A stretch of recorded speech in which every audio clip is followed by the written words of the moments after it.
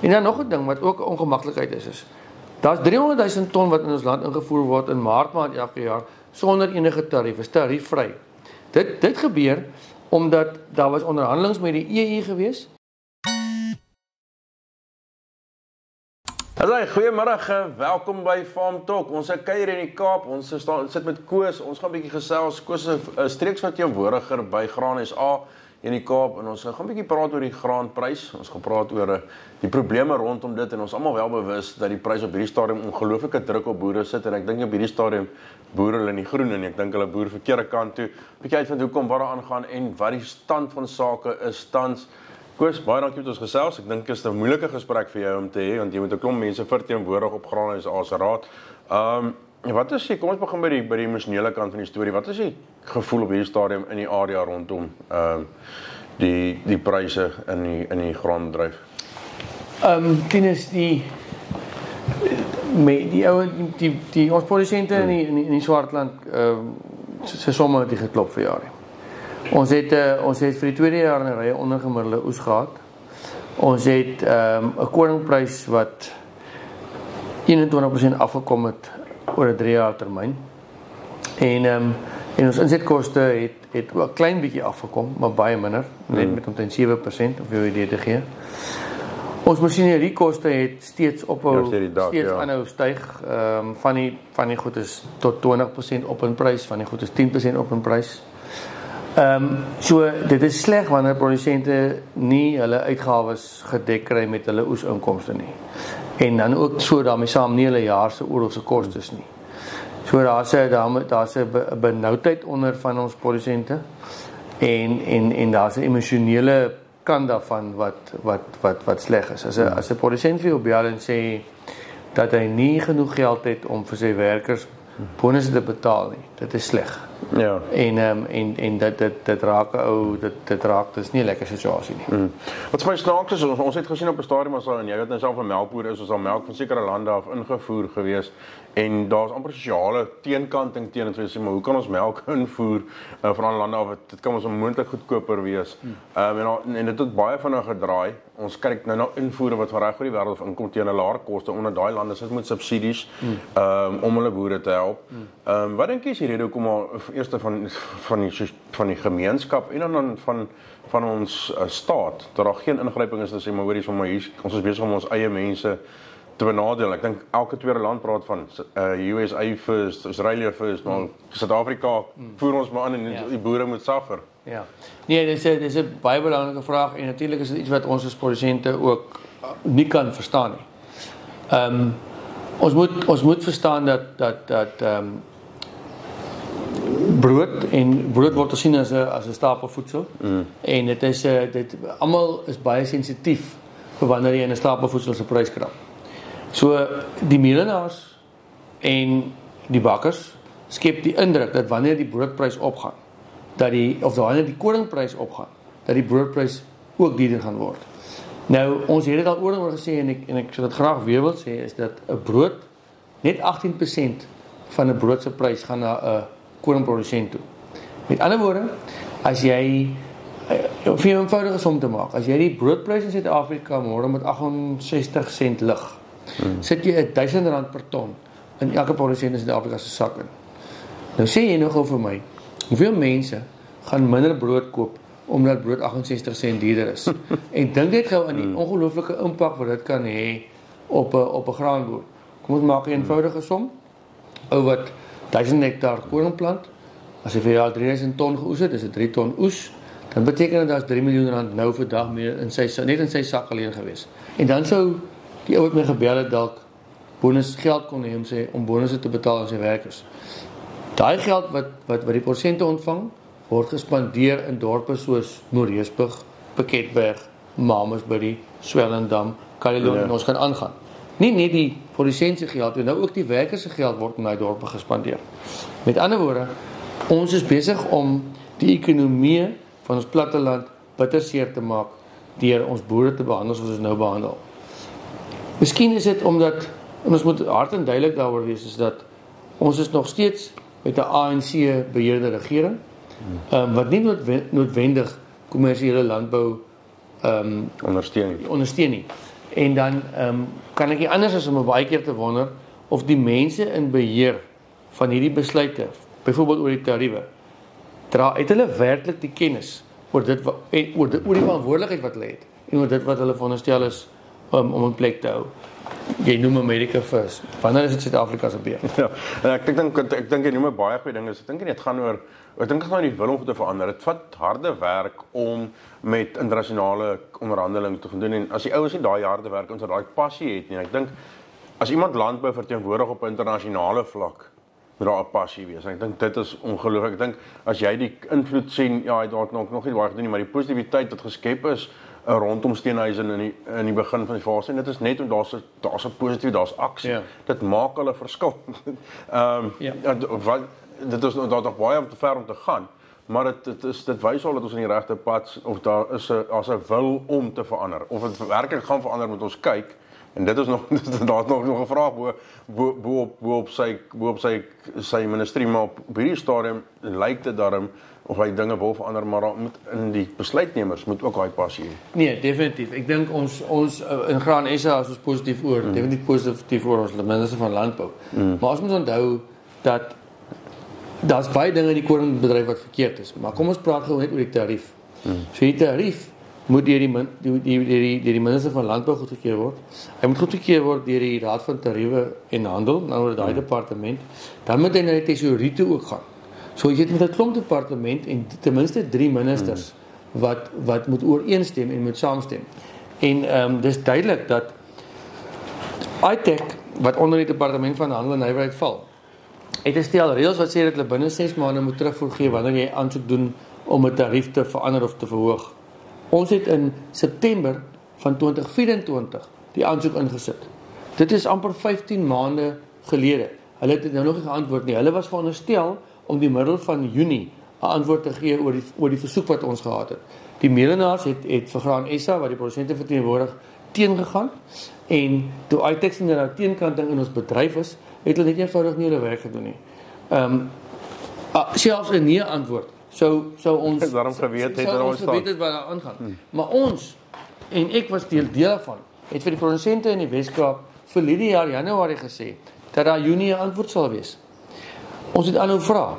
Ons het die minister van landbou gevra om vir ons met hulle te praat dat daar iets kan gebeur. Dit het nie gehelp nie. En hier sit ons 'n jaar later. Produsente is finansiëel in die moeilikheid. En natuurlik is die indruk geskep dat ons organisasie niks vir hulle gedoen het nie, want daar het niks verander nie. Maar vir my nog as jy praat van 6 maande om besluit te maak. Daar kan 'n kabinet is dit heel aanvaarbaar, maar binne 'n seisonale bedryf wat 6 maande is daar geplant, gespuit en gestroper in baie dele van die land. In 6 maande is te lank. Dit is te lank, maar dis die reëls vir ons. Ja, okay. Goed, maar maar dit is ook goed dat seker moet aangespreek word binne in die departement sê maar daar moet 'n korter pad wees om hierdie riglyne te bestuur. Is daar nie in ander lande 'n template wat mense kan volg sê dit is dalk wat ons so roete gaan nie. Ja, nee, ek kan nie vir jou sê hoe dit in ander lande werk nie. Ek dink as jy gaan kyk na soos Donald Trump, hy gaan skryf dit op papier neer teken op hy sê daar verander hy nou. So nee, ek dink as ons dit vergelyk met ander lande, dit gaan oor die politieke wil. En dit gaan oor die vermoë om te kan onderskeid tref tussen want daar kom baie versoeke oor die mense tafels. Kom ons wees nou nie. Ja, nee, ek dink daar's seker honderde ja. En hulle moet die vermoë hê om die regte goed te kan uithaal. En hulle moet die stelsel vertrou waar dit vandaan kom. Die dilemma is dat ons kyk na die graanbedryf en binne die graanbedryf sê melenaars ons kan nie 'n hoër tarief kry nie want dit gaan die brood duurder maak. Ons het dit oor en oor bewys dat dit nie effek op die broodprys nie. Produsente vra vir 'n hoër tarief want hulle het dit bitter nodig. En daar's feite soos daar Duitse koring baie onlangs in die Kaap ingekom en dit professor wat die hoof was van 'n plaaskoöperasie in Duitsland het vir my gesê, die produsente in Duitsland 50% van hulle graaninkomste kom van die regering af as 'n subsidie. Ja. Nou ek gee nie om as ek moet meeding met enigiemand in die wêreld nie. Maar ons moet die stelsel in Suid-Afrika die beskerming in plek kry om ons op 'n gelyke voet te plaas. Die tegnologie wat ons moet gebruik waarvan baie van Duitsland afkom, is baie duur. So hoe kan ek met daai ou kompeteer as hy 'n voordeel kry wat ek nie het nie. Ja, dis baie waar. As ek gou weer hoor ons praat van julle het gepraat in Graanhuis al julle oor die vervoerstelsel is een van die dinge wat uitgesorteer moet word. En ja, jy kan in enige trein netwerk of spoorpadnetwerk kyk in die land dan maar wat is die goeders wat julle spesifiek nog gevra het vir die regering? Ja, ek weet nou nie of die regering al die boodskap gekry het nie. Ons praat en skryf aan mekaar daaroor. So ons het 'n vervoer differentiaal stelsel wat deur Safex in plek gesit is om vooruitprysing mee te doen. Die dilemma wat ons het is dat die kontantmark het net eenvoudig gegaan en daai reëls van toepassing gemaak. En om het te verstaan is of het eenvoudig te stel, ons produseer 1 miljoen ton koring in die Kaap, ons verbruik 700,000 ton, so 300,000 ton moet uitvervoer word. En daarom word al die tonne in die Kaap verlaag met R892 per ton en hulle noem die vervoer differentiaal. Dis nie 'n regverdige stelsel nie. Nee, want hoekom moet ons op 'n hele miljoen ton vervoer betaal as net 300,000 ton weggery word? Maar wat vir ons verder ontstel is die feit dat ons in die Kaap in hierdie seisoen wat nog net klaar gemaak het, die 30 September, die bemarkingsseisoen soos ons van praat, het ons 208,000 ton ingevoer. Meenenaars het 208,000 ton ingevoer in die Kaapse hawe in 'n gebied in waar daar reeds 'n 300,000 ton surplus is. Nou kom ons doen dit met dalk beter verduidelik. Dit is so dat ons grade van ons koring nie altyd presies is wat hulle wil maal nie en hulle het ook verskillende behoeftes, byvoorbeeld vir koekies of vir pasta wat ook al. So hulle moet koring kan invoer in die Kaap in. Ja, maak sin. Maar hoekom 20% van die produksie? Ek dink dis te veel. En nou moet ons mekaar ook dit sê dat die stelsel maak dat vir elke ton wat hulle invoer in die Kaap, moet die produsent nog 'n ton wegry uit die Kaap. Ek dink maar mooi daaroor, want die mark is net so groot. Nou in plaas van 'n miljoen ton aanbied en 'n 700,000 ton mark, nou bied ons 1.2 miljoen ton aan. En dan sê ek die vervoerreëls, dit waaraan ons onderworpe is, geld nie nou nie, is nie regverdig nie. En ons soek dadelik iets wat aanvaar moet word. Dit voel vir my of daar in baie dele van ons bedryf kry ons ek kan nie name noem en dit kry ek pak sla maar kry mens waar die ouens wat die aankoper werk saam met die produsent en om 'n pad te stap en ek kan maar in die Weskaap is daar baie mooi voorbeelde daarvan. Dat die melenaars dalk op so 'n manier sê maar dit is wat ons behoeftes in terme van kwaliteit wat ons wil hê so aan en kyk of hulle nie eerder 'n samewerking met die produsent is eerder as om heeltyd te gaan hardloop buiteland toe om produkte beveilig nie. Is daar nie 'n navorsingsraad en 'n plan wat eerder saam moet om hierdie ouens saam te werk om 'n toekoms te verseker? Nee, ek dink daar's definitief goed wat gedoen kan word. Wat ons eintlik vir mekaar sê is dat ons verwag dat melenaars dalk nader aan produsente toe gaan beweeg. Ja, presies, ja. En dalk moet begin diferensieer om te sê hierdie produsent gee vir my oor jare, kry ek altyd in hierdie gedeelte 'n goeie kwaliteit graad. En miskien moet hulle begin om premies te betaal vir en daai tonne te begin vasmaak. Dan kan de ringfence, as ek 'n Engelse naam kan verskoon my daarvoor asseblief. Om te gaan vasmaak die grade wat hulle wil hê en om beter hulle aankoopprosesse te bestuur eerder as om net vir hulle toe te laat om graan in te voer by die Kaapse hawe. Die ander ding wat as ons praat oor invoere, dan moet ons vir mekaar sê ons wil hê dat invoere in die maande moet kom wat ons nie oes nie. Ons kan nie van September af tot byvoorbeeld Januarie toelaat dat iemand koring in die Kaap aflei nie. Ons oes Oktober en November. Dan is hier baie graan beskikbaar. Dan is al die hanteringsgeriewe is besig om oes te hanteer. Hoekom laat ons hulle toe om in dieselfde tyd om graan in te voer? En dan nog 'n ding wat ook 'n ongemaklikheid is. Daar's 300,000 ton wat in ons land ingevoer word in Maart maand elke jaar sonder enige tarief, is tariefvry. Dit gebeur omdat daar was onderhandelings met die EU gewees en om sekere van ons vrugte en wyne en dinge toe te laat om in die EU-mark in te kom, is daar 'n toegewing gemaak dat daar 300,000 ton tariefvry mag inkom in ons land in. Nou ek gee nie om die wynboer en my medeboer te help nie.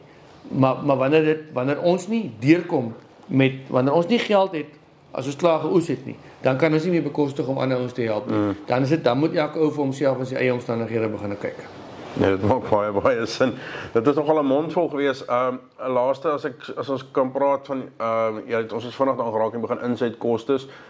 Uitkyk na volgende jaar insetkoste. Ons het 'n bietjie van 'n sterker rand. Beteken dit op hier daarom enige iets vir julle of is dit nog steeds is dit maar nog net eerste druppel in die dam nie? Enige gesonde verstand, dink gou mooi. Kom ons vat gou 4 goed. Brandstof word ingevoer. Ons maak nie brandstof in Suid-Afrika nie.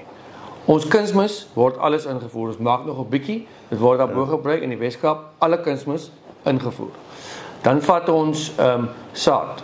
Ons praat hier van die koringsaad word hier geteel, canola saad, alles ingevoer. Ons produseer net 'n klein bietjie saad in Suid-Afrika. So dit is dan ons nou diesel, ons het kunsmis, ons het saad. Alle chemie en alle chemie se bestanddele word ingevoer uit die buiteland uit. Met ander woorde, hoe is dit dan moontlik dat daai 4 produkte nie kan goedkoper raak nie? En ek kan vir jou nou sê, ons het al so begin voelers uitsteek al. Chemie gaan op. Ek het nou die dag 'n produk wat ek wil gebruik. Dat weet die man vir my, hy is 5, hy gaan nou 9% op die produk. 'n Canola saad kom nie af nie. Ek dink hy styg met 5%. En so kan ek aangaan. So ons sit met nog 'n probleem en dit is dat die voorsieningsketting is of hulle verstaan nie die situasie in Suid-Afrika nie, of hulle kan nie 'n rand-dollar som maak soos wat ek maak nie. En dit is tyd geword dat hulle gaan moet inkoop in die feit dat dit gaan sleg met ons produsente. En as hulle nie daadwerklik gaan kyk na die voorsieningsketting om hulle effektiwiteit te verhoog nie, gaan ons probleme nie beter gaan nie. Koos, het is 'n mondvol gewees. Baie dankie vir jou tyd. Ek waardeer dit. Ek hoop regtig ons kan hierdie ding uitkom. Ek dink die middelman, die produsent en die almal wat versprei moet dalk so 'n bietjie nader aan die produsent begin sit. Ek dink dis dalk waar ons probleme sit. Ek sê vir jou baie dankie vir jou tyd. Groot plesier. Ons gaan definitief weer 'n draai kom maak. Ek dink hierdie enetjie het 'n opvolg nodig. Baie dankie vir jou tyd. Ons praat weer. Sorry.